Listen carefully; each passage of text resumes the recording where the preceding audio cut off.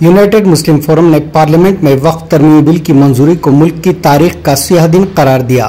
वक्फ bill के तरीक़ेकार की अदम तकमील के बावजूद वक्फ जायदादों पर दावे शुरू कर देने से बीजेपी पूरी तरह आश्कार हो चुकी है। इसके लिए मिल्लत इस्लामिया को ठोस इक़दाम के पहल की जरूरत है। कुल हिंद मुस्लिम पर्सनल लॉ बोर्ड के फैसलों के ताबे मुसलमानान हिंद मुस्तकबिल के लाहे अमल को तय करेंगे। जिन्होंने इस कठिन मराहिल में साथ दिया, इनका शुक्रिया अदा करते हुए दोस्तनुमा दुश्मनों के बारे में सख्त मौक़िफ़ इख्तियार करेंगे। फोरम के जिम्मेदारान मौलाना मुफ्ती सैयद सादिक मोहिउद्दीन फ़हीम सदर, मौलाना सैयद शाह अली अकबर निज़ामुद्दीन हुसैनी साबरी, मौलाना सैयद शाह हसन इब्राहिम हुसैनी कादरी सज्जाद पाशा और दीगर ने एक मुश्तरका बयान में कहा कि बरसर इख्तियार भारतीय जनता पार्टी और इसकी हलीफ जमातों ने वक्फ तरमीमी बिल की मंजूरी के जरिए मुसलमानों को दूसरे दर्जे का शहरी बनाने की कोशिश की है। हुक्मरान जमात इस बिल को आम मुसलमानों की भलाई के हक में करार देती है।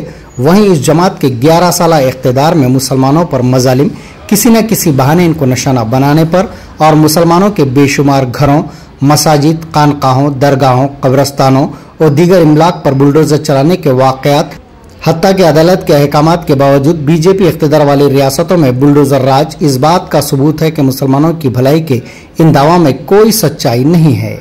यूनाइटेड मुस्लिम फोरम ने अपोजिशन के तमाम अरकान पार्लियामेंट का शुक्रिया अदा किया, जिन्होंने दस्तूरी, कानूनी और दीगर नौयत के दलाइल के जरिए इस बिल की मुखालिफत की।